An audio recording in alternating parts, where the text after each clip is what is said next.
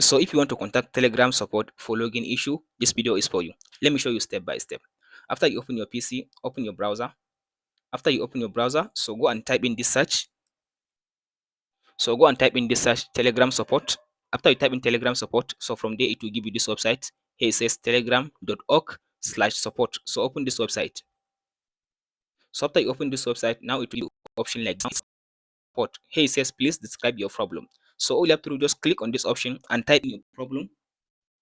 So you should just go ahead now and type in your problem and describe the problem that you are facing while trying to log in your account. After that, here they will ask you to add this option. You have to just add the email address that you are using in your account.